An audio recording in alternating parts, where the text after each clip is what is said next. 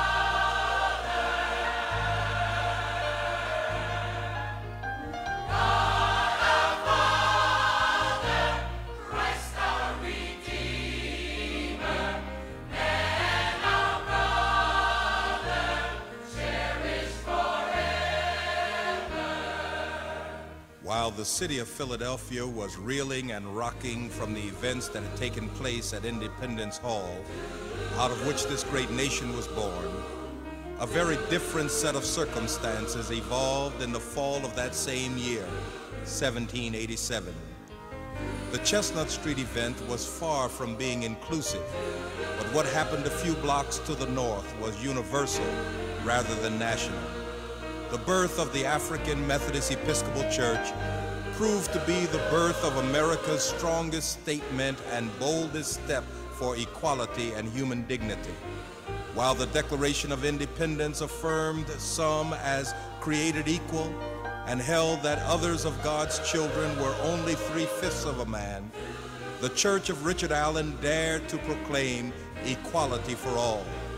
Richard Allen, in the organization of the African Methodist Episcopal Church, proved himself a giant among the greats of all generations. This greatness is expressed best in the church's creed: God our Father, Christ our Redeemer, man our brother.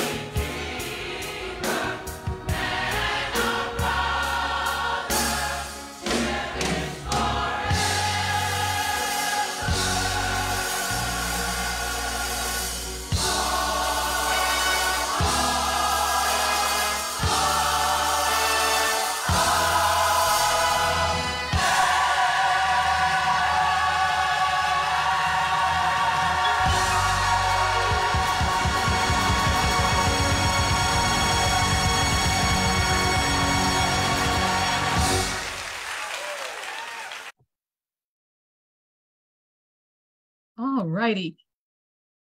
Thank you so much, Sister Christina, for joining us today. Dr. Christina is the daughter of Dennis C. Dickerson, retired General Officer of the African Methodist Episcopal Church, and Mrs. Mary Dickerson. Christina is also summa cum laude graduate of history from Spelman College, where she was inducted into Phi Beta Kappa Honor Society. During her junior year at Spelman, Christina studied abroad at the University of Warwick in Coventry, England. And in 2005, she was named the Harold Sterling Vanderbilt Scholar at Vanderbilt University and earned her MA in 2007, followed by her PhD in 2011.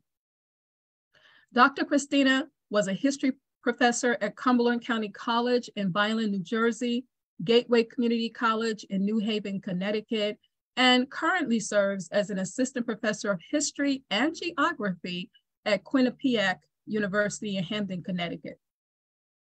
A longtime member of the African Methodist Episcopal Church, Dr. Christina grew up in Western Massachusetts with her 3 siblings and spent her formative years at Israel AME Church in Albany, New York. She later joined AME congregations in Atlanta and Nashville, and currently serves as the First Lady of Bethel AME Church in New Haven, Connecticut, where my nephew, Reverend Stephen Anthony Cousin Jr., is the pastor. Christina and her husband are the proud parents of 2 wonderful sons whom I love dearly, little Stevie and Samuel Philip Allen Cousin. And might I add that she's a member of a great sorority, Alpha Kappa Alpha Sorority Incorporated. Her new book, Black Indians and Freed Men, the African Methodist Episcopal Church and Indigenous Americans, 1816 to 1916, was published by the University of Illinois Press in December 2021 and is available for purchase on Amazon. Today, we are proud and honored to present Dr. Christina Dickerson Cousin, who will speak to us on the topic, the African Methodist Migration and the All Black Town Movement. And once Dr. Christina completes her presentation, Sister Joanne Griffin, a member of our Commission on Christian Education and a recent graduate with her master's in public history, I think it is, will moderate a discussion with Dr. Christina, and Reverend Monique will field questions from the chat and our Zoom. So Dr. Christina, the floor is yours. Thank you so much for having me. It is really a pleasure to be with Bridge Street again, and I am very much looking forward to sharing this information with you. Okay.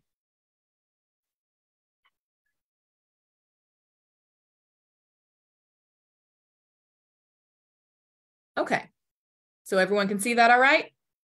Okay, so today I'll be talking about the African Methodist Migration and the All Black Town Movement. I'll begin by giving a very brief overview of what the book as a whole is about. Then I'll discuss the African Methodist Migration, then the All Black Town Movement, and give some concluding remarks. So firstly, as we all know, it's in April 1816 that Richard Allen holds a general convention at Bethel, which we now call Mother Bethel, in Philadelphia, with various Black Methodists, from Pennsylvania, Maryland, Delaware, and New Jersey. They decide to unite together to establish the African Methodist Episcopal Church, and Allen is elected and consecrated the first bishop of the AME denomination. And what I argue in the book is that Allen is hoping that the AME Church will really correct what he saw as going wrong in the Methodist movement in general. What he took issue with was that over time, white Methodists had become less and less tolerant. This is evidenced by their behavior at St. George's in 1787, so we all know the story. And he viewed that not only as offensive, just as, being rude to him and Absalom Jones and others, but he took that as a sign that there had been a declension in genuine religiosity among white Methodists.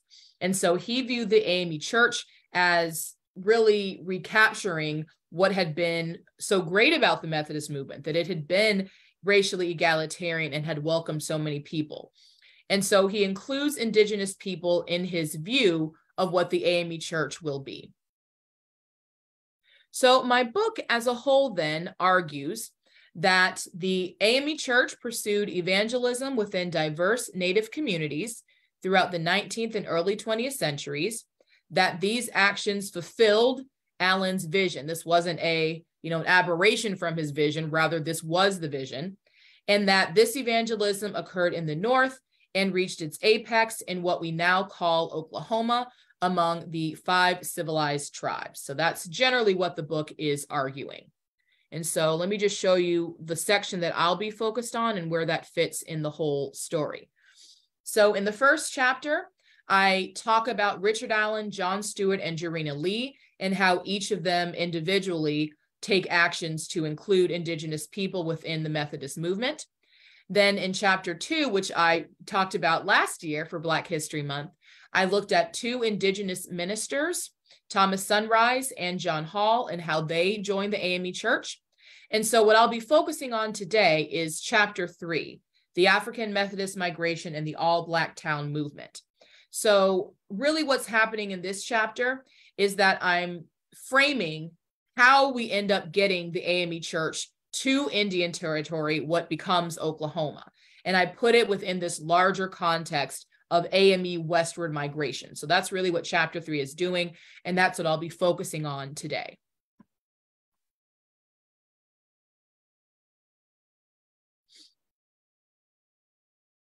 Okay, so firstly, the African Methodist migration. So this is a term that I created in the course of researching this book, where I was looking specifically at the AME Church in Indian Territory, what becomes Oklahoma, and realizing that really it was a part of this larger movement of Black people, of African Methodists specifically, to the West. And so trying to understand how all of that worked, I came up with the term the African Methodist migration, which was a movement that AME ministers initiated and helped to facilitate Black settlement in the West. It begins in the 1830s and continues up through the 1900s. And so that is part of what chapter 3 focuses on, this African Methodist migration. So the way I explain it is that the African Methodist migration occurs in 2 phases. So first, you would have oftentimes just an individual AME minister who would move to a certain area in the West, be it California, be it Oklahoma, and he would, establish churches, establish schools, really support that community. And then eventually, after enough progress had been made, the bishop would organize all those churches into an annual conference. And then once that's established, okay, now you have to appoint ministers to serve at these new churches. And oftentimes the bishop, because of the rigorous credentialing process that the AME Church has for ministers, in order to get the most qualified people, oftentimes the bishop would have to bring them in and have them migrate to the West to serve at these churches.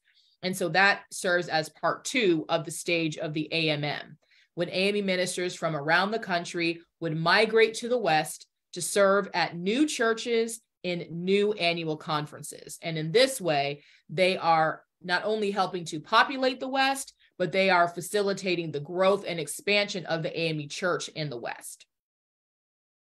So for example, 2 examples I mentioned in my book. In 1876, Bishop TMD Ward, he was the bishop over what was then Indian Territory. And he sent Dennis Barrows, who was from Georgia, to serve at the Fort Gibson mission in the Cherokee Nation. So you have this Georgia-born minister migrating to Indian Territory in order to serve at an AME church. And so this is, again, an example of this African Methodist migration, people establishing these various churches, and then the bishop importing ministers into that area to serve at those churches.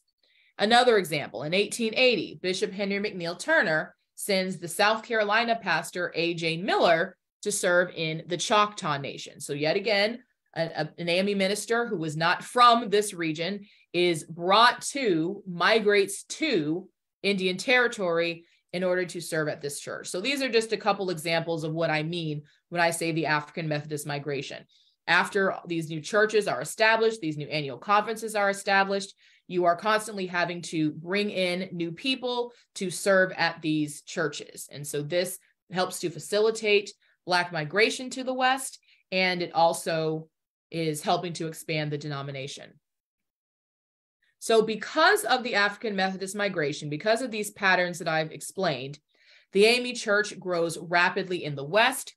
AME outreach in Indian Territory is the primary subject of the book, and it is a part of this larger migration movement. So the African Methodist migration helps to energize Black migration to the West in two ways.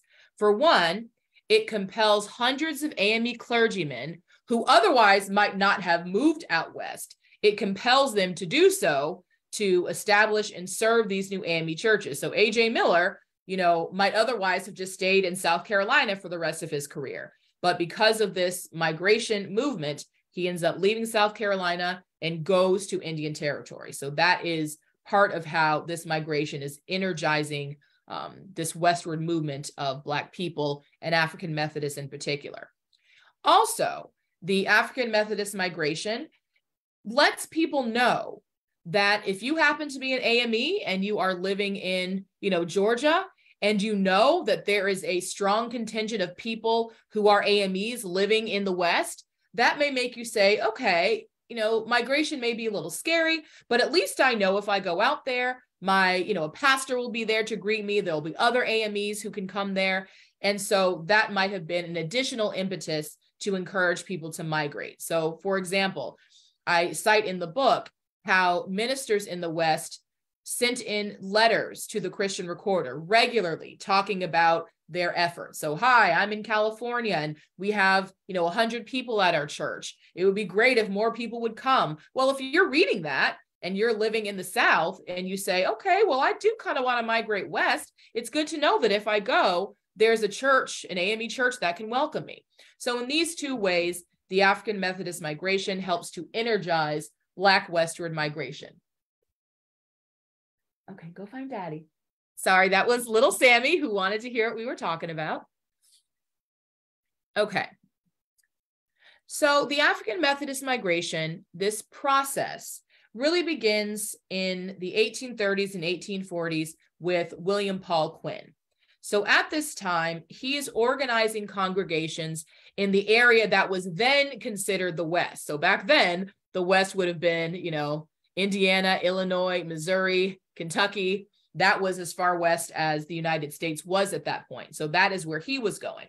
So in the 1830s and 1840s, he is establishing congregations in these Western regions.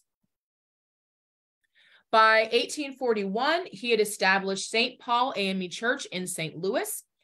And because Missouri was a slave state, it was perilous for Quinn to be there and to be organizing congregations. Not everyone liked the fact that you have this autonomous Black denomination establishing churches in a slave state.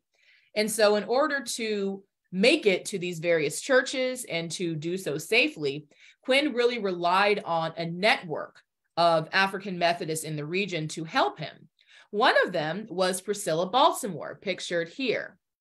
And Priscilla Baltimore has her own fascinating story, but essentially, she became one of the leaders of a free Black community in Brooklyn, Illinois.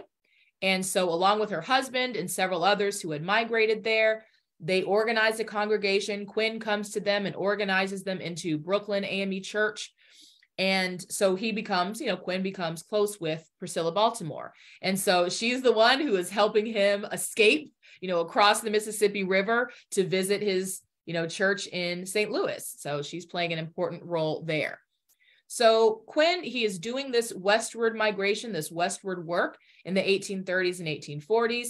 And in 1844, the General Conference really rewards him for his efforts by electing him a bishop. In the decades that followed, other ministers continued going as far west as you could go.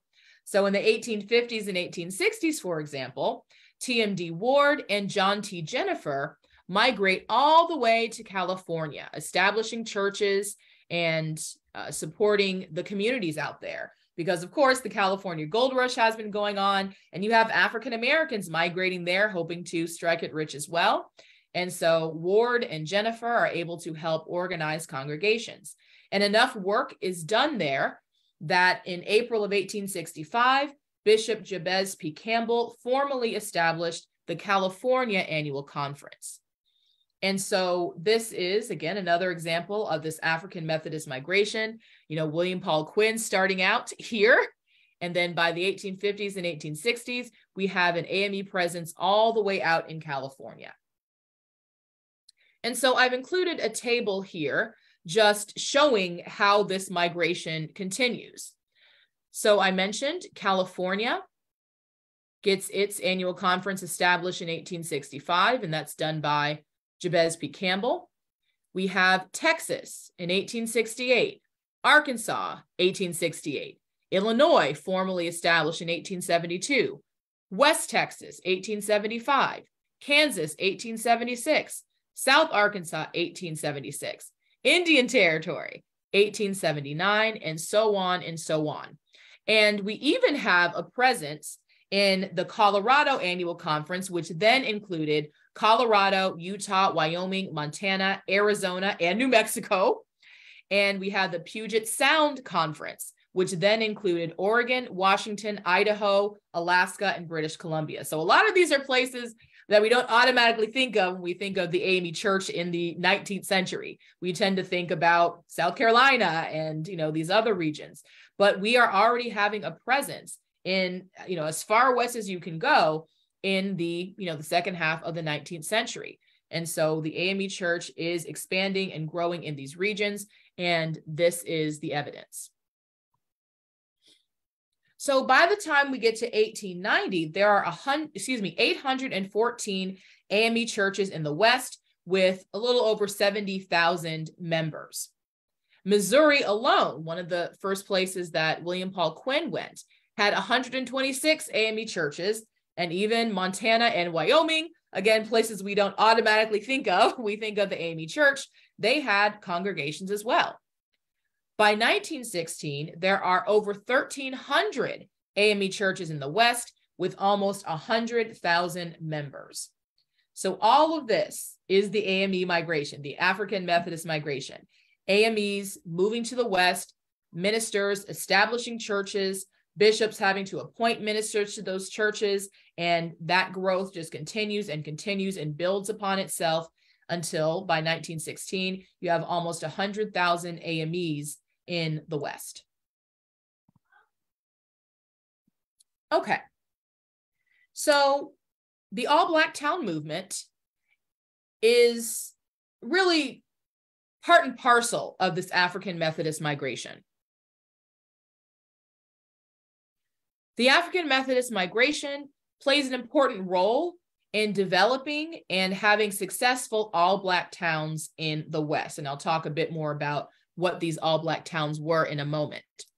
So AME ministers show up to these towns to pastor these churches. So when these new conferences are established, the bishop is importing ministers like A.J. Miller and others into Indian Territory, and they are serving as pastors in all-Black towns. So it's happening part and parcel at the same time, this African Methodist migration, and that migration is helping to grow and support communities in all-Black towns. So between 1865 and 1920, Black Indigenous people and African Americans established about 50 all-Black towns.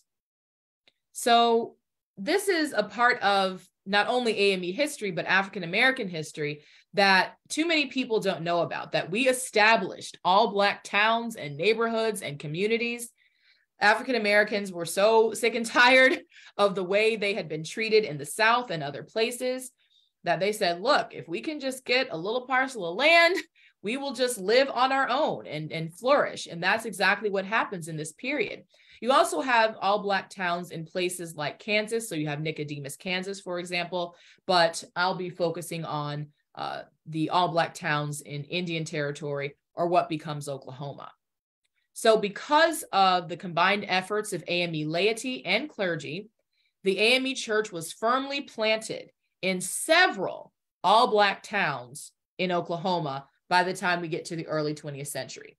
So you have the establishment of all Black towns, and along with these all Black towns, you have AME churches planted there. So let me take a few moments to explain what I mean when I refer to Black Indians or Black indigenous people. There are 5 indigenous nations: the Cherokee, Creek, Choctaw, Chickasaw, and Seminole, who originally lived in what we now consider the Southeast. And because of European colonization, they were really forced to adapt to European society. And so part of how they do that, in order to become quote unquote civilized, they adopted elements of Euro-American culture. And as a part of that, they too had slavery. They had Black slaves. And so this was a way for them to show that they were just as quote unquote civilized as their white neighbors, that they too were engaged in, these economic enterprises of having African and African descended people labor for them and produce cash crops. And so they were doing what their white neighbors were doing. And so this was, partly an attempt to be viewed as civilized by Euro-Americans, and with the hope that if we can adapt, maybe they will leave us be and leave us alone, and we can just continue to live on our homelands. Indigenous masters in these 5 tribes tended to be wealthy people of mixed Native and European ancestry. So people like Alexander McGillivray, who had a Creek mother and a Scottish father. He was a slave owner, owned 60 African people. And that tends to be the profile. Everyone in these nations was not owning Black slaves, but those who did tended to be wealthy people of mixed Native and European ancestry.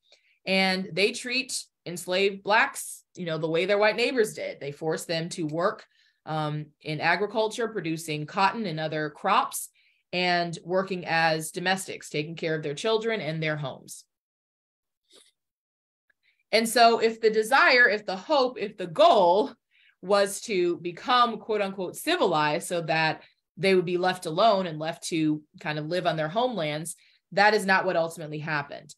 In 1830, President Andrew Jackson signed into law the Indian Removal Act, which forced all of these tribes to leave their ancestral homelands and migrate west to what was then called Indian Territory.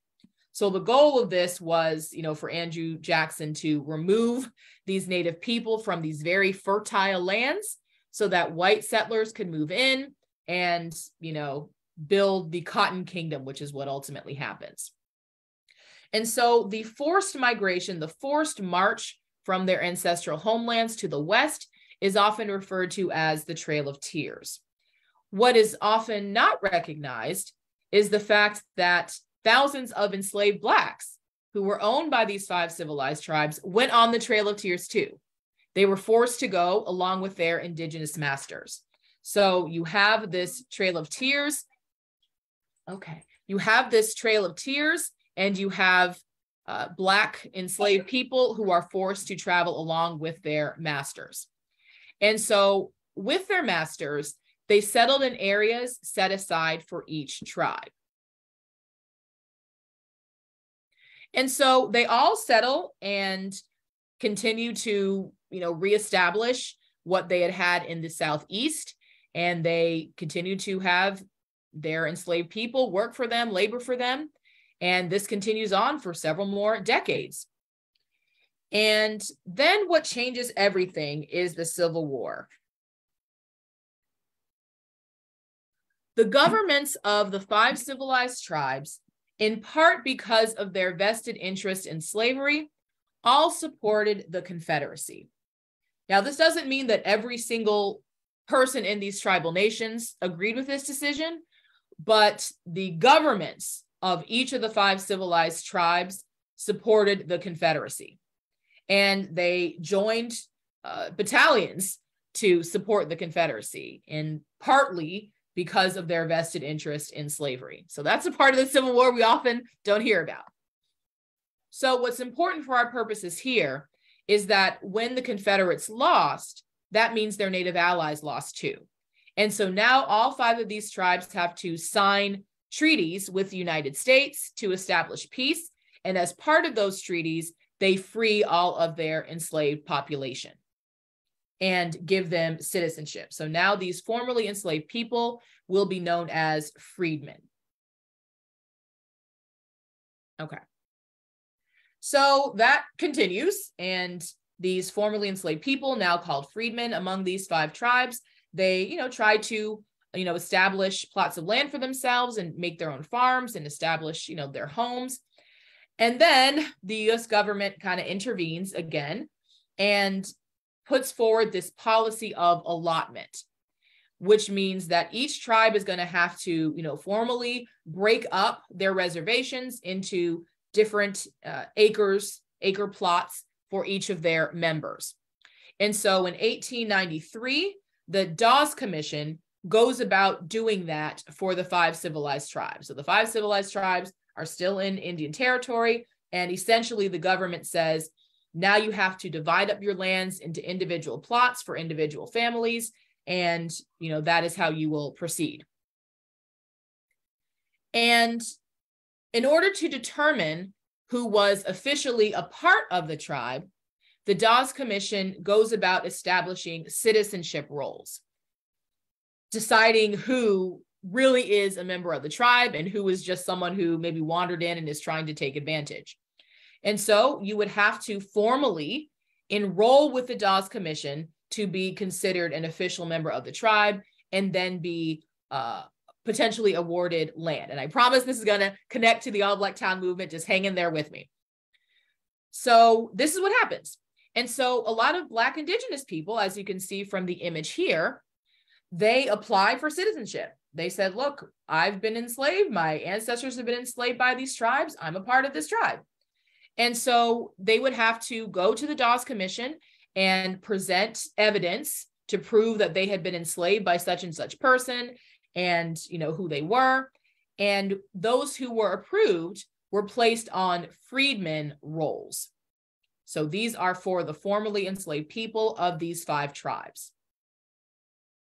And so ultimately you get about 20,000 Black Indians who are placed on the freedmen rolls.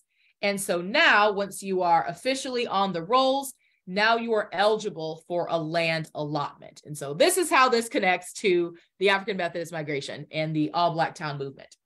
So some of these Black Indians use the land allotments that they got to help establish all Black towns for themselves and for African American migrants. So these people who had been enslaved by these different tribes, after applying for the Dawes Commission and formally getting citizenship, they are now able to have these plots of land. And so they help to use these lands to establish all Black towns. So one example is Boley, Oklahoma.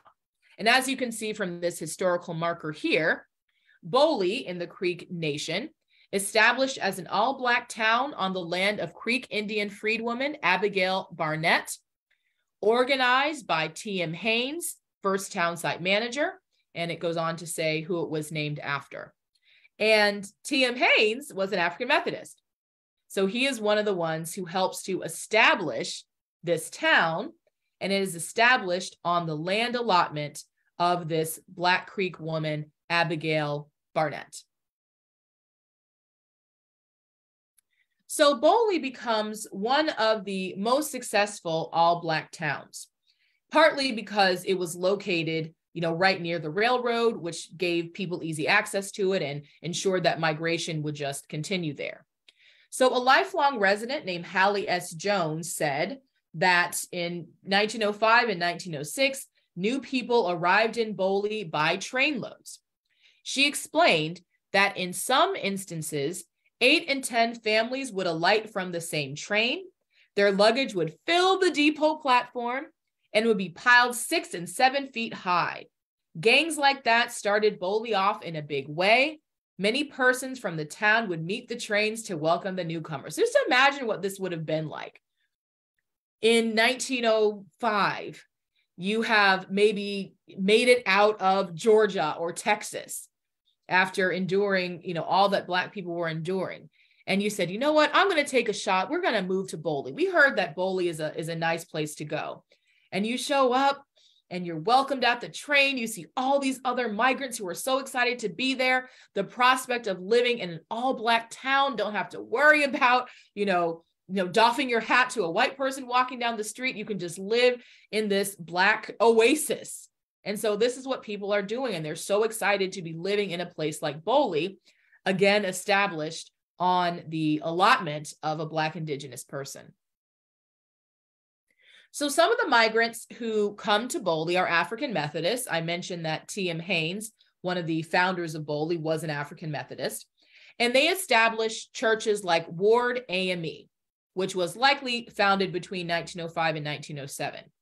And so now that that church has been established, we know what happens. We've learned about the African Methodist migration. So now that that church is established, the bishop is going to have to send for a pastor to come and pastor that church. So that pastor will migrate into Boley to pastor that church. So for example, one of the early pastors was G.B. Richardson, who was originally from Texas. And so he is participating in this African Methodist migration. This church has been established and he is migrating there to participate in pastoring that. And so the church, develops over, many years. And Hallie S. Jones, that lifelong resident, credited Richardson and others for bringing, this important aspect of religion to the town of Boley, which would only help it to grow. So AMEs not only play an important role in, their church, like Ward Chapel, but they also play important roles in just the government of Boley. So T.M. Haynes, in addition to being a founder of the town, he served on the first city council.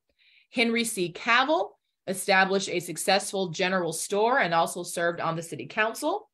Hallie S. Jones's husband, M.J. Jones, was Boley's first city attorney. Hallie S. Jones herself became the first postmaster, and so on and so on. So you have AMEs not only playing this important role in establishing the church, participating in the African Methodist migration, but also playing central roles in just governing the town and establishing the businesses that will ensure that it can remain kind of an insular community where they can have everything they need right there in Boley. And so Boley really becomes an example for others to follow. Hey, I heard that Boley's doing pretty well. Well, why don't we establish a town? If they can do it, we can do it. Booker T. Washington, really the most famous African-American in the country at that time, he visits Boley in 1905 and called it the most enterprising and in many ways the most interesting of the Negro towns in the United States. By 1913, Boley had 3,500 residents who were both Black Creeks and African-American migrants. It had an established governmental structure. It had, a waterworks. It had modern equipment. It had, institutions of higher education. So it was just a very impressive facility. You have a bank with $75,000 in deposits. So it really is a self-sustaining Black community. So I'm going to show you about a 2-minute clip that is composed of rare footage of Boley and other all-Black towns. And the footage was taken in the 1920s, just to give you sort of a visual of what these towns looked like and to have you think about what it might have been to live there. So I'm going to play that now. It's about 2 minutes long.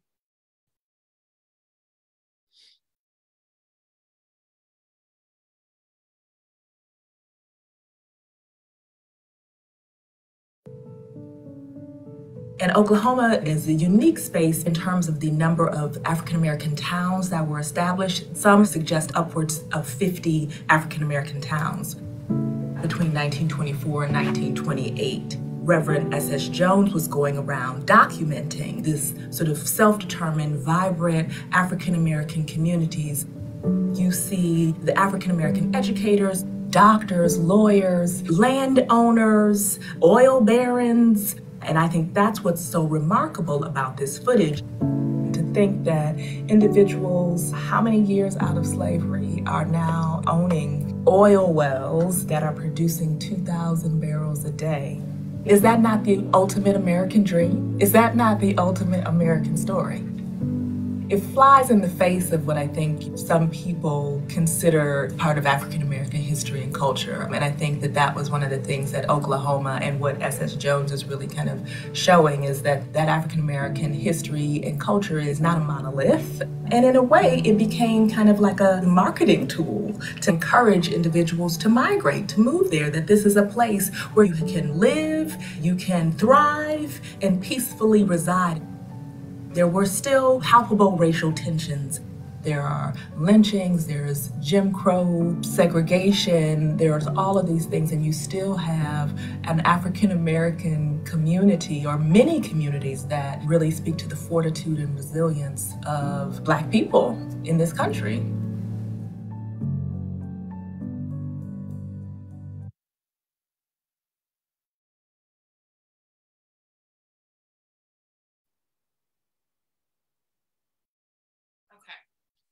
So the last kind of major section of my presentation today is about another all-Black town. And this one is actually named after an African Methodist, William Tecumseh Vernon, who is pictured here. So in 1911, a group of Black migrants, including T.M. Haynes, the one who had helped to establish Boley, they name a new all-Black town after William Tecumseh Vernon, who was an AME minister and a future bishop. He was, to many, representative of the hope and the stature that African Americans, aspire to and that they saw. And, given that Haynes was an African Methodist, it's very likely that he helped to decide on the name Vernon for the new town. So I'll tell you a bit more about William Tecumseh Vernon and how we get to the town named after him. So William Tecumseh Vernon was born in 1871 in Lebanon, Missouri, to an AME minister named Adam Vernon and his wife, Margaret. He attended Lincoln University in Missouri, and in 1896 enters the AME ministry in the Missouri Annual Conference. He is later appointed the president of Western University in Quindaro, Kansas. So I've included just an image of that school. So here's Vernon. And here's some images of the school. And so he serves in this position for 10 years and is able to raise the profile of the school and gain some powerful friends in politics. He was a steadfast Republican at this point. Most African Americans who were able to vote voted Republican. That was the party of Lincoln, the party of emancipation.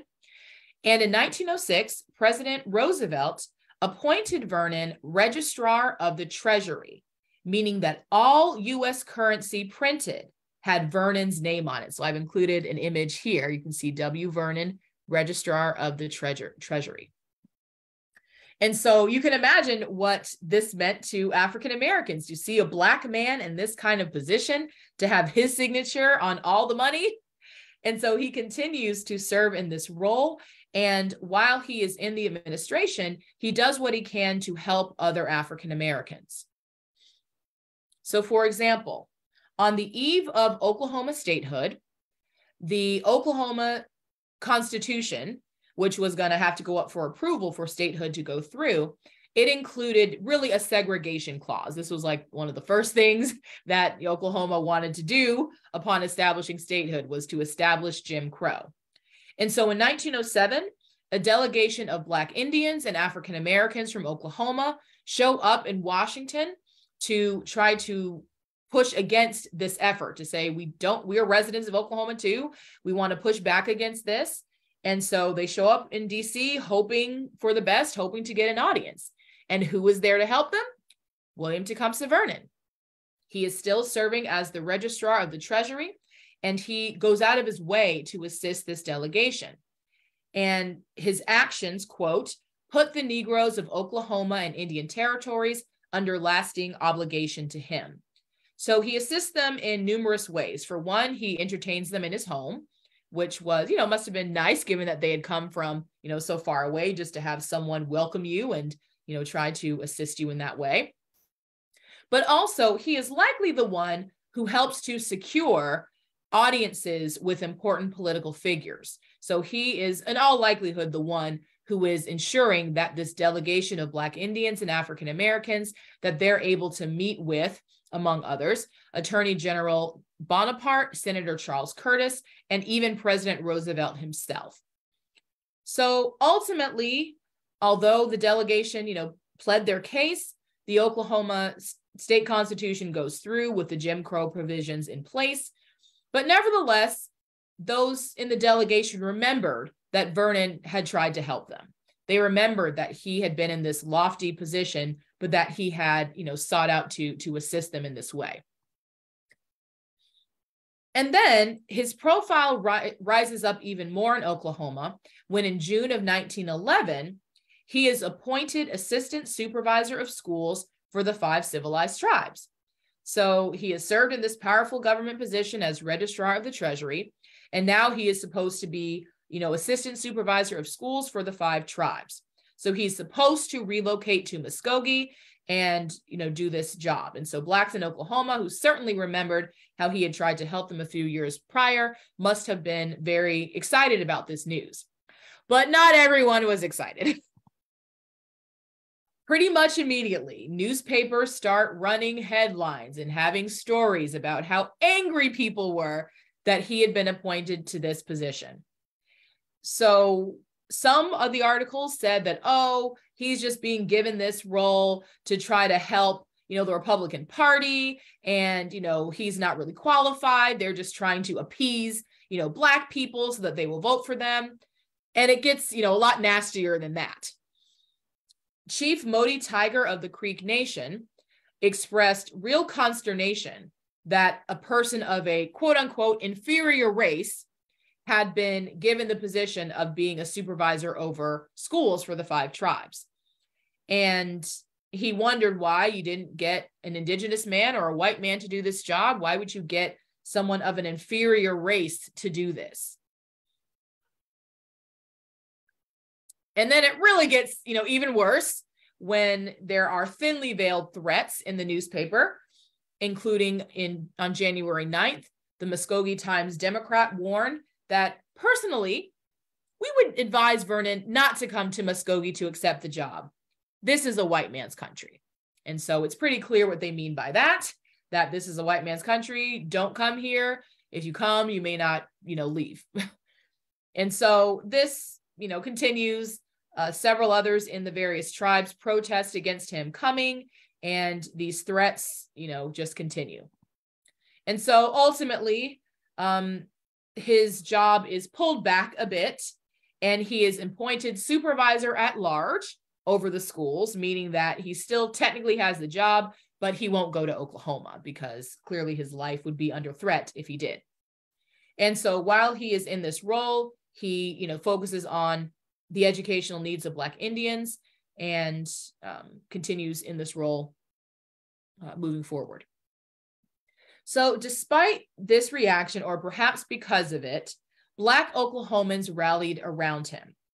They remembered how he had tried to help them back in 1907. They had seen the way he had been treated when he was appointed to this position. They appreciated that he had been registrar of the Treasury. So in 1911, when migrants established another all-Black town in the Creek Nation, they named it Vernon in his honor. T.M. Haynes, who had helped establish Boley, likely played an important role in naming the town after a prominent African Methodist. So not only are we having the AME Church playing an important role in the African Methodist migration, but we also have an entire town named after an African Methodist. And Vernon will eventually become a bishop in 1920. So among the early residents of Vernon were Professor F.E. Wesley and his sister Louise Wesley, who established Vernon's first church and school. And, Vernon continues to establish the kinds of infrastructure that other all Black towns had.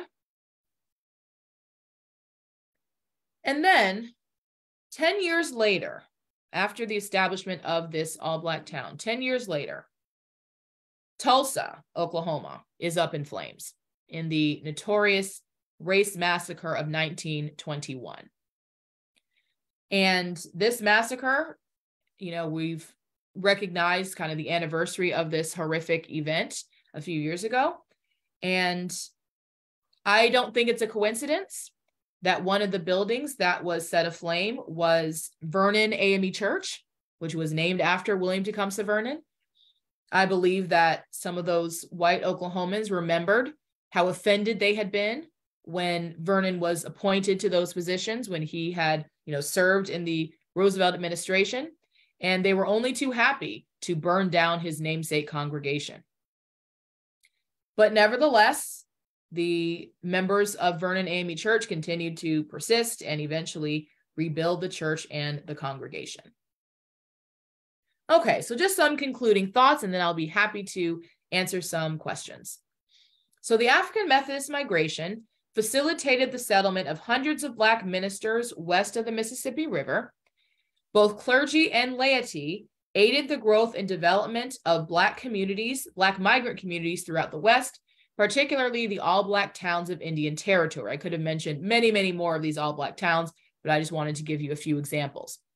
The African Methodist migration was unique because of its duration and its association with the Black religious institution. We often talk about Black migration and how Blacks moved because they were, fed up with violence in the South, and all that is true, but we don't often think about the religious motivations for migration. So for an AME minister who has been appointed to a church in the West, that is the reason that the person is moving, because of this tie to a religious institution, to the AME church. So that is just something I think we need to recognize, that in addition to the various reasons why people migrate, in our context for the AME church, the growth and development of the denomination is another such reason for migration to the West.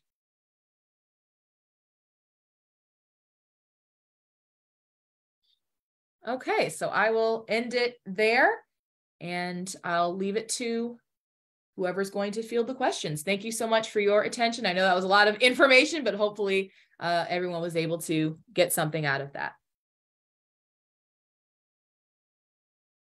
Okay, Dr. Christina, thank you. That was so very thorough. I don't even know if I have any questions to ask you. All I know is I'm a good note taker because I have everything down, and all the questions that I was going to ask, you covered, which was really, really great. Thank you so much for illuminating this area for us where the light was not before. It is so fantastic, amazing to hear all of the contributions that African Americans have made in the West that we have not heard of. Well, most of us haven't heard of, maybe some have, but most of us have not heard of.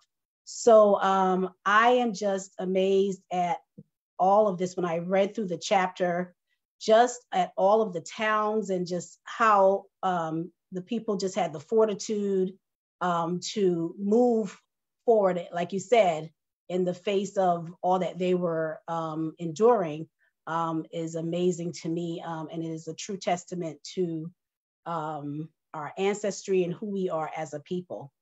So I'm going to try, I was trying to find a question. Can we talk about,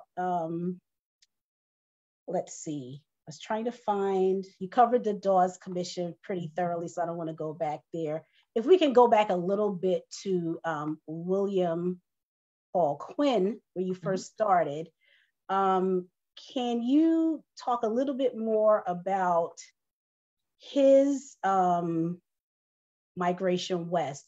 So in my researching him, I found, which I did not know, that he himself was an immigrant, and that he came here and then was in New York and then went west. Can you talk a little bit more about William Paul Quinn and his movement west? Yeah, that's a great question. So William Paul Quinn, he, as you mentioned, he was an immigrant. And so I would imagine he just kind of had in his bones the idea of migration. And so in the period that he is going to what was then the West for the United States, Illinois, Kentucky, Missouri, and Indiana, that really was the frontier. That was where African Americans were moving. And especially those who were escaping slavery in slave states, they would try to cross into a free state like Illinois. And so you get these Black migrant communities cropping up. So like the one that he found in Brooklyn, Illinois. And so he was able to, meet these people, see that they were, very much, trying to get organized, and he was able to support those congregations and really just help to facilitate that westward growth. And so the AME Church, with every new territory acquired by the United States, Black people in, sometimes large numbers, sometimes small numbers, they are going there too. And there is just an impetus in African Methodists to follow Black people wherever they go. If they are going to Missouri, well, then we're going. If they're going out to California, well, then we're going out there too. And so William Paul Quinn, he helps to really provide an impetus for that. And then many, many others follow afterwards, who I cite them in the book, but he really does spearhead this effort. Hey, thank you. So I know that most of his travel, or where he set up churches, my understanding was along make sure I have it right, the Ohio River. Can you share what might be the reason that many of the churches were in that area, or that African Americans were in that area? What might have been the reason of them being along the Ohio River? Well, for some, it was, crossing that river was often the difference between crossing from a slave state to a free state. And so that's why you get a lot of migrants from Kentucky moving to Ohio, because all you have to do is cross the river. I mean, that's still complicated, but you just have to cross the river and now you're in a free state. And so that's why you would see these pockets of freedom seekers in, Ohio cities, because they had left a slave state like Kentucky to make it there. It was oftentimes easier for people who were in those kind of border states to make it to freedom than if you're in the deep South. It's a lot harder if you are in Mississippi to make it to Ohio than it is if you are in Kentucky and you are in Ohio. So that's why you see a lot of communities in those areas where you have a free state right nearby. Okay, thank you. Another thing I was wondering about, if we can talk about now the all Black towns. Yes. So you did talk about the contention with the indigenous people, mm-hmm. And with Vernon, but can you talk about some of the things that might have happened in the towns to the residents of the towns, because they were on this land that the indigenous people thought they did not deserve? Excellent question.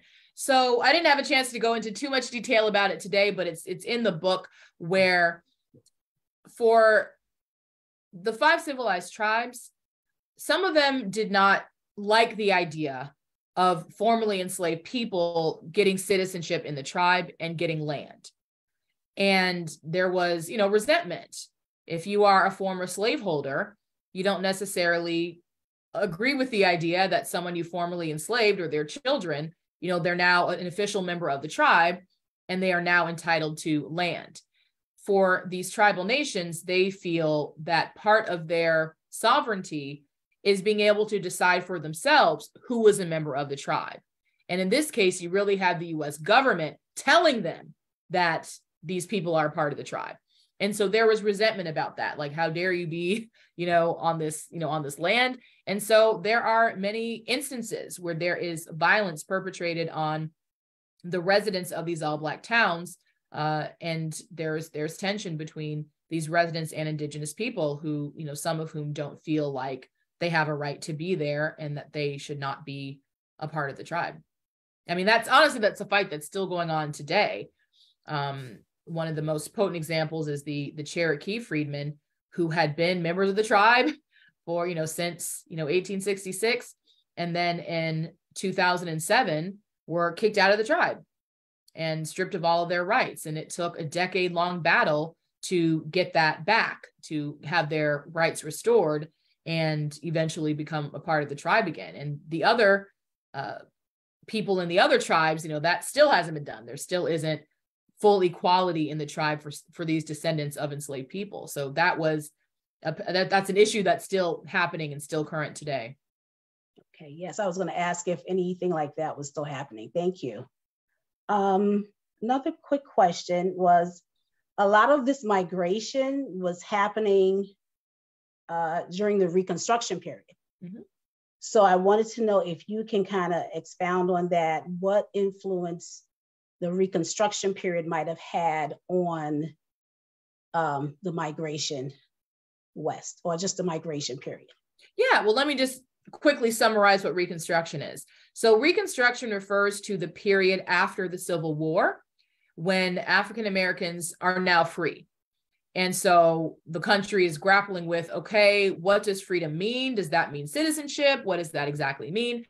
And so on the one hand, you have African Americans, for the first time, being able to vote, African American men anyway, being able to vote. Some are able to acquire land. You see some, in the halls of Congress, but you also have this real anger about that.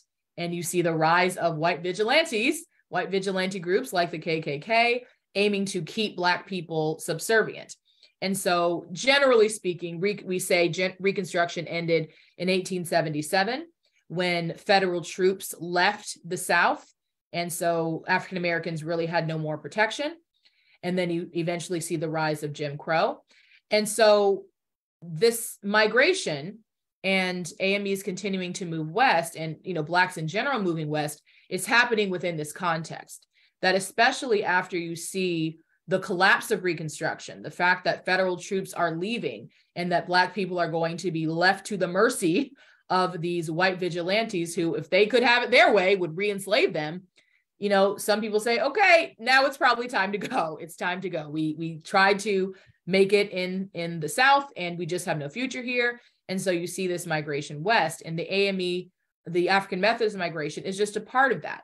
The AMM, it's not a separate migration movement necessarily. It's all happening at the same time, but it just adds this element of a religious motivation for migration in addition to the other reasons that we're more familiar with.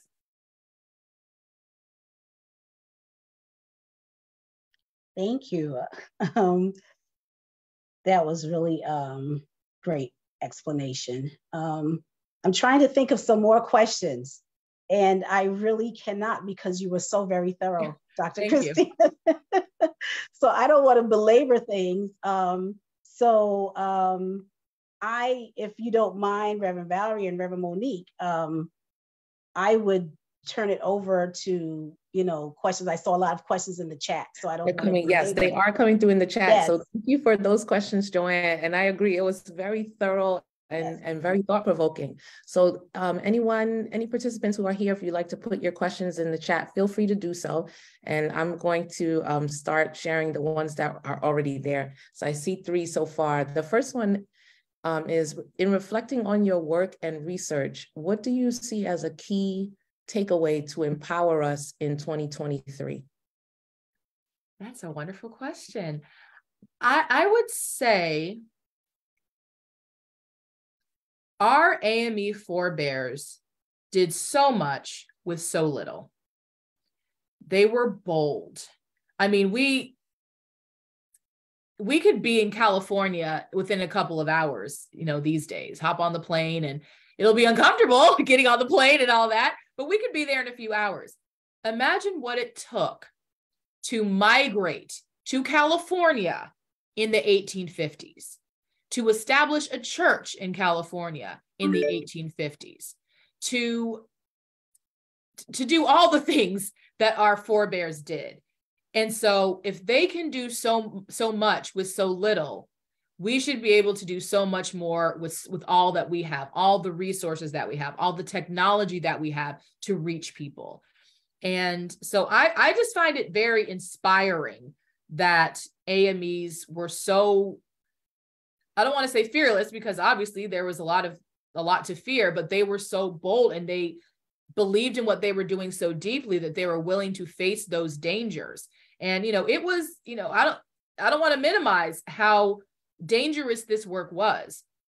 Later on in the book, I talk about one of the ministers who, his house gets shot up, and, it was, not unheard of to have, teachers and, ministers lynched for trying to help Black people.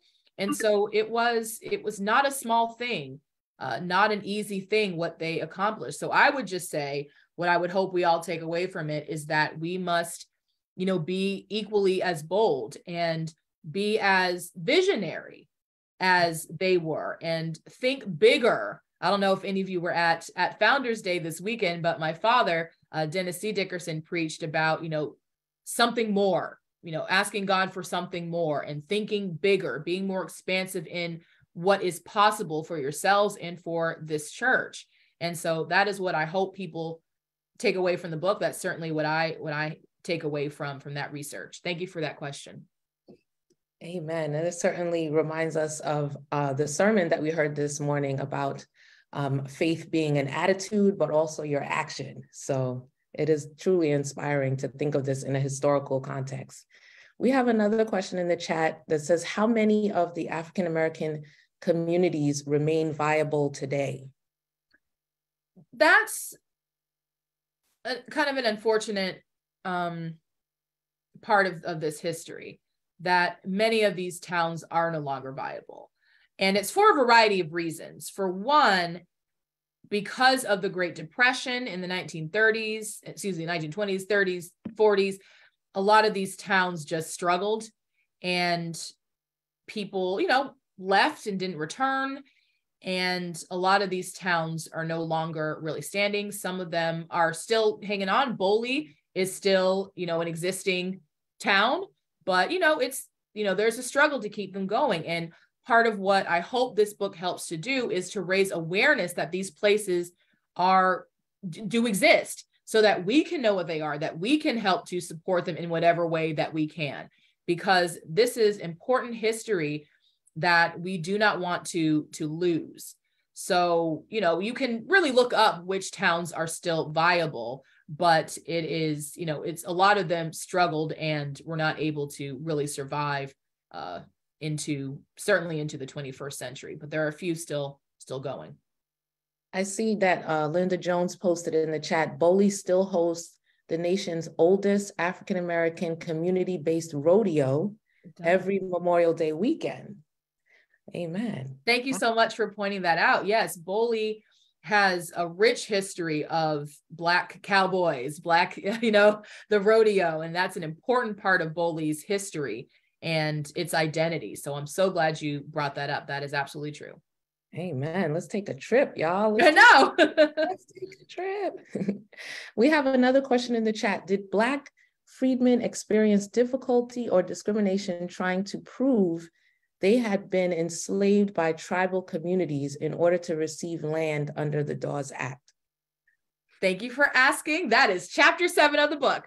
So what essentially happens is that, as I mentioned, you have to prove that you were enslaved by such and such person. You would have your marriage record, your birth record, all of that. And in addition, you could have witnesses come and say, oh, yes, I know, Pink Thompson, who was actually an AME. I know Pink Thompson, he was enslaved by such and such person. I remember when I came by, 5 years ago, he was still enslaved by that person. And that would help to bolster your case. So what I argue in chapter 7 of the book is that the AME church played an important role in that, because AMEs had spent, several decades by this point, marrying people and baptizing kids. They helped to provide some of the written evidence of people's identities. And there were several occasions when AME ministers, would come and testify on behalf of their parishioners that, yeah, I remember when I was heading out to district conference and, I stopped by Susie Love's house and I remember she was born this year. And so the AME Church, because of this presence in Indian Territory, the church is able to really support and help the freedmen to get their citizenship. And I see one more question in the chat that says, are there currently oil-rich Black families currently in Oklahoma? I don't know that specifically. There is sort of a famous story about a young girl named Sarah Rector, whose land allotment happened to be on a very oil-rich area, and she ends up being dubbed the richest Black girl in the world. So I don't know if there are currently people who have that wealth. It's certainly possible. But, there were occasions where African Americans and Black Indigenous people were able to gain a lot of wealth from that. All right. Well, thank you so much for all of the information you shared. I don't see any further questions in the chat, but I'll turn it back over to Joanne. I did have one other question. This is regarding Jarena Lee. I had mentioned I might bring her in. Okay. And yesterday was her birthday, so we're also celebrating her and our church's history and Black History Month. So can you talk about, I know she really didn't do much in the Western movement, but can you talk about what her experience was working with the Indigenous people? I found that to be so very interesting as well. Yeah, so I talk about Jarena Lee in chapter 1 of the book. So she was really inspired by a Methodist minister, a Black Methodist minister named John Stewart, who eventually defects and joins the AME Church.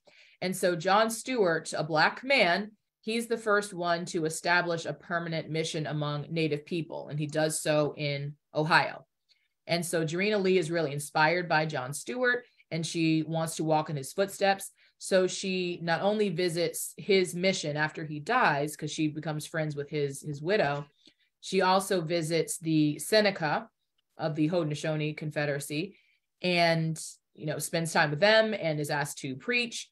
And so this is information that, has been available in her autobiographical work, since it was published in the 19th century. But, people just kind of glossed over that. But I think it's a really interesting aspect of her ministry and her conception of what Methodism could be and should be, what African Methodism could and should be. And so, so chapter 1 talks specifically about those experiences that she had and argues that between her and John Stewart and Richard Allen, they helped to establish in the earliest phase of African Methodism that outreach to Native people is a foundational aspect of the denomination, that Allen did not mean for the AME Church to be exclusive, that it was only for Black people, that certainly most of our membership are people of African descent, and that's fine, but it's not meant to say that is all we are, and that's all we are appealing to. Those are the only people we want, but that it really is meant to be for everyone and anyone who, can find, fulfillment through our particular denomination. So the question I have now, after hearing this last response, is when we were at Founders Day this past week, pastors were expressing the level of gentrification in their communities across the First Episcopal District, and how that gentrification is affecting their ability to attract members to their congregation and to remain viable, thriving congregations where they're located. And I just heard you say that Richard Allen's mission was an inclusive one and not just for African people. And then I remember your dad saying in his presentation at Founders Day in Philadelphia this week that we need to stop saying that the AME Church was born out of protest, but it was born out of witness, because it had everything to do with our Christian witness as Methodists remaining true to the gospel of Jesus Christ in our inclusivity of all people being afforded the opportunity to come to the table of grace. And so it's not a protest at all. It's more about the authenticity of our Christian witness as Methodists. And as you said, when you began this discussion of the egalitarian society, right?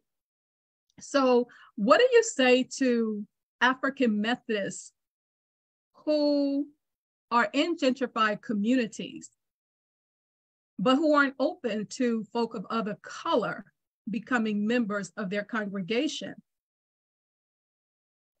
Well, I certainly understand that feeling that, you know, this church, this is our place, this is our thing. We have to, you know, live in an integrated world most of the time. We just want to be able to go to a place that's just for us. And I certainly understand that. I would just say that has not been our historical experience, because I can point to, just in my book, an example of James Fitzallen Sisson, who was a white man from Massachusetts, who was, he goes down south after the Civil War to, you know, assist Black people. He joins the AME Church. He is run out of Georgia from white supremacists who want to kill him because he was in the AME Church, and ends up running to Arkansas. And then from Arkansas goes to Indian Territory and becomes a foundational member of the Indian Mission Annual Conference. So much so that when they establish an institution of higher education in Indian Territory, they name it after him, the Sisson Industrial Institute. So this is a white minister. This is, and everyone knew him. He shows up in general conference minutes, annual conference minutes. And so, again, I understand that feeling, but I would say that's not entirely true to what Allen's vision was and what AMEs historically have done. And so, you know, I would just, you know, encourage people to, you know, just think about that and what we're really trying to do here. Are we trying to create an exclusive club, or are we a church? So I would just, you know, say that.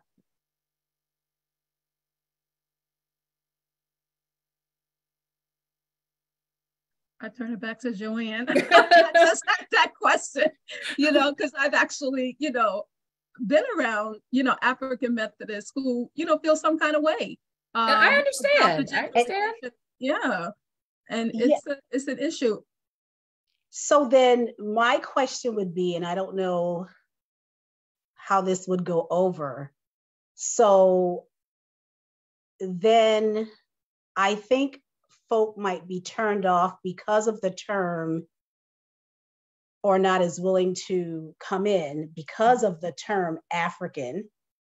So they may feel that it is an exclusive congregation. So then how would we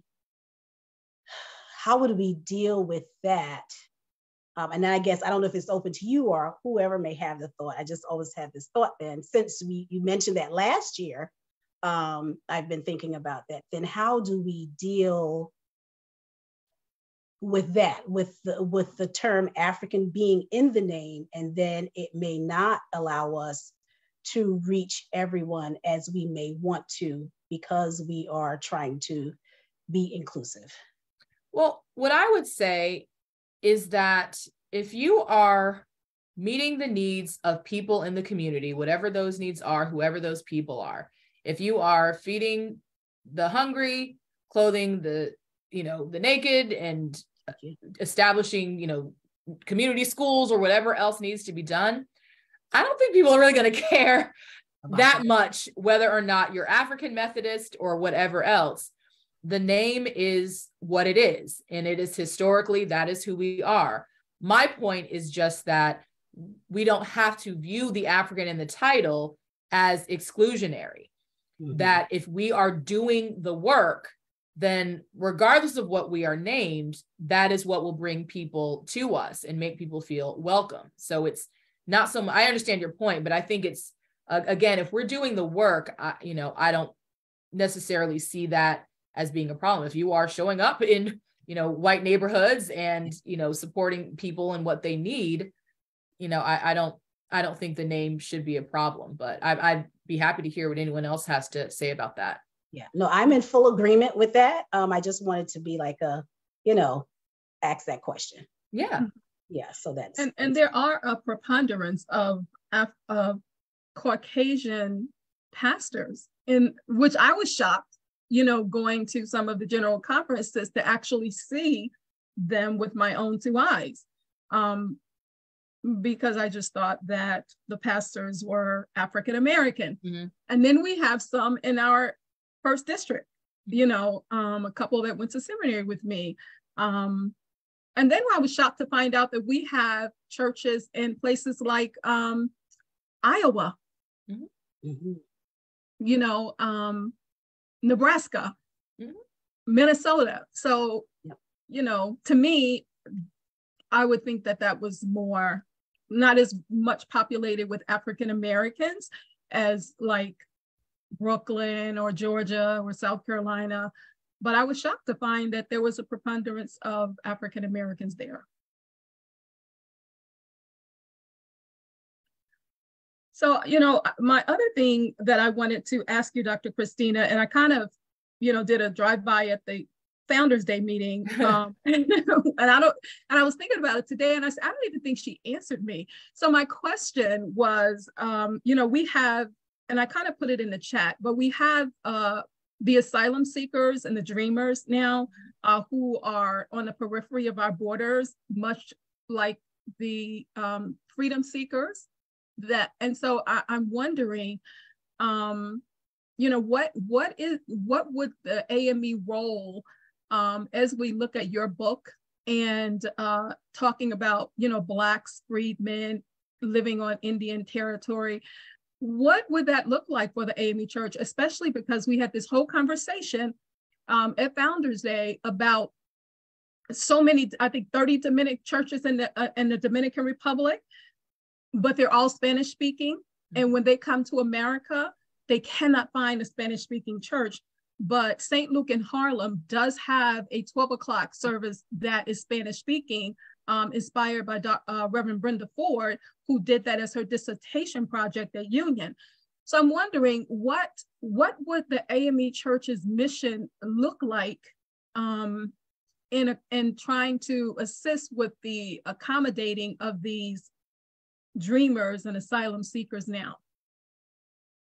I think it would look, very much like you've described. It means finding people who can speak Spanish, finding people who understand the needs of those communities, supporting those people in whatever way we can, because that's not something new. That is what the AME Church has historically done. The church I grew up in, Israel Albany, this was, a stop on the Underground Railroad. That's what we have always done. We have always been a place of refuge for marginalized people of color. And it is not going against our history to be that. That is our history. My sister Valerie was recently in Cuba. She, did her field work in Cuba. She's married to an Afro-Cuban, and she visited, several churches that want to join the AME Church. If those, that is who we are. And that is who we have always been. And that is what should be encouraged. There isn't just one kind of African-American. There isn't just one kind of, person of African descent. We in this African diaspora, we are very diverse linguistically, in all other ways. And we should be inclusive of that if we want to grow. Now, if we just want to keep doing what we've been doing, then we just by all means do that. But if you want to grow, then you have to be willing to try some things and be willing to do things maybe a little differently than you've done before. And, I think that's true of any organization. If you don't, move with the times and move with the needs of the people, then, you're just going to keep having what you've been having. Mm-hmm. Yeah. And then I guess my last observation or comment is that I'm not sure if you know anything about the churches in Cuba, but I heard Bishop talking about, I think it's Bishop Zanders, who's yes. trying to organize a conglomerate of AME churches in Cuba. Mm-hmm.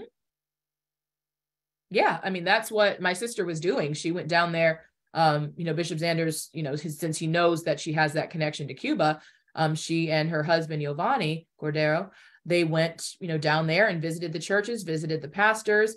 My little niece and nephew, they participated in the worship service, and, they took lots of pictures. So these people, they want to be AMEs. There is something about that Richard Allen story that just touches people and moves people and speaks to people. And it goes beyond linguistic differences, cultural differences. It just reaches people. And if we want to, be a church in the 21st century that is thriving and succeeding, then we need to embrace that and not shy away from it, I would say. And actually, my sister and my father co-wrote an article in the Voice of Missions about the AME Church in Cuba, the history of the AME Church in Cuba. So if any of you have that magazine, you can read that article.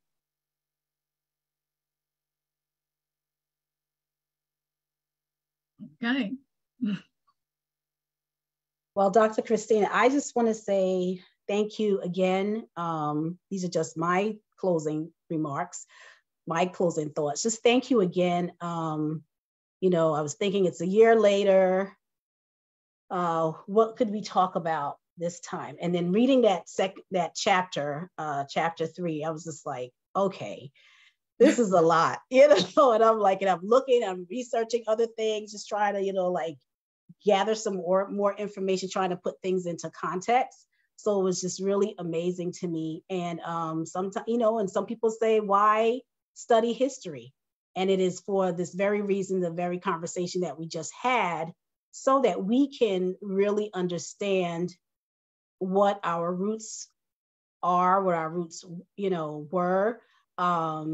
There's so many things that we don't know about what African Americans have contributed that would be inspiring to us right now and can help us to move forward. So I just want to thank you, especially sharing and really letting us know about the mission of Richard Allen, and that our church is really supposed to be about inclusivity and not just for African Americans. And that, if we do the work, if we just do the work, we're about doing God's work, not just our work. So I just want to thank you for that. And thank you so much for your graciousness and, sharing this information. Looking forward to your other stuff that's coming. Thank you. Well, I just want to thank Bridge Street for having me. It is a pleasure to be with all of you and getting such fantastic questions. I know I'm going to always get a really great, intelligent, and engaged audience when I come to Bridge Street. So thank you all so much for being willing to listen to me talk on Super Bowl Sunday. The fact that y'all showed up to listen to me go on Super Bowl Sunday. Thank you all so much for your willingness to do that. And thank you, of course, Aunt Val, for having me. I love you so much. And Reverend Monique and Sister Joanne, thank you all so much for hosting me today. All right, Reverend Monique. Yes, I didn't know if there was going to be any closing remarks from you or Pastor, or did you want to? Well, I just want to say thank you to everyone. Natalie, who is our host for this call and always doing a fabulous job. Thanks, Nat. And Sister Joanne, who always willingly says yes to anything history related. And to Reverend Monique, our very creative and innovative Director of Christian Education, who is always forward thinking. And even as we're speaking, she has us engaged in a soul searching process for how we can minister more effectively as a commission to our community, talking much about the things that you shared with us, Dr. Christina. And so we're hoping and looking for bigger, greater, better things. So thank you, Reverend Monique. And on behalf of Pastor Cousin, thank everyone, viewers on Facebook, because we are Facebook Live, as well as those participants here on Zoom for your presence this afternoon. Thank you, Reverend Val, and thank you, Reverend Monique. You're welcome. We can't hear you, Reverend Monique. All right, well, can we have a closing prayer at this time? Sure. Lord God, you are an awesome wonder, and we thank you for what our eyes have seen and what our ears have heard. We thank you for a chance to glance behind us and remember who exactly it is that you are, and to know that you are right now, right here with us as we move forward. We thank you that you are a God who gives us our forward moving instructions. And so we await patiently with hearts that are willing to say yes to where you want to send us, yes to where you want to go, because Jesus is still yet lifted up. And you said that if he be lifted up, he will do the drawing. So we believe your word, and we thank you for what you have done, what you are doing, and what you're going to do. Please bless us all in every household represented, every neighborhood, every community, every one in this world, until we meet again. In Jesus' precious name we pray and say thank you, God. Amen. Amen. Have a wonderful evening, everyone. You too. Thank you, Dr. Christina.